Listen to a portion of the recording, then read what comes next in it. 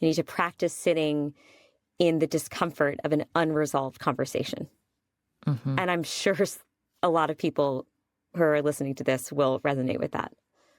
We want closure. We're desperate for closure and clarity and definitive answers.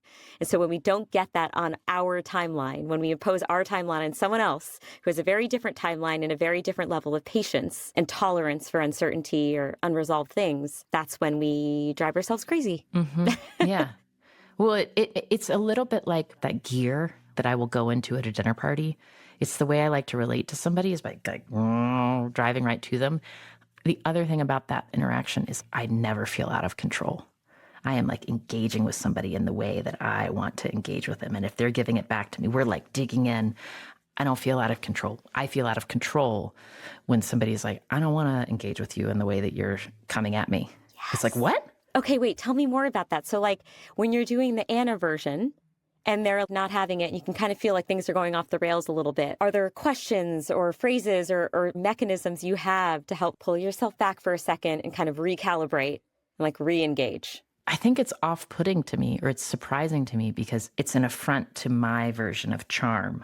You know, I'm like, this is how I work. And you're not meeting me, and it'll make me feel self-conscious. It'll make me be like, oh God, don't they see that I'm coming with good intentions and I'm good and I'm worthy and I'm righteous and whatever. Like I'm curious.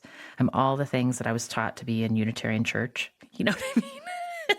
But the fact is, like, I'm not in control. I think of it in 3D. It's three-dimensional space. It's not me being able to come at somebody and have the kind of transaction I most want to have to feel the most emotionally sort of secure and fed.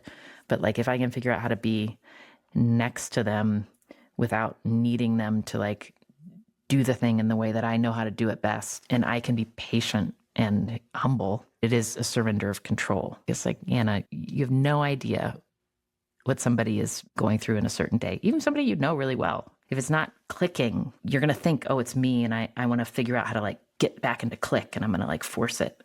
But sometimes it's just like not your day.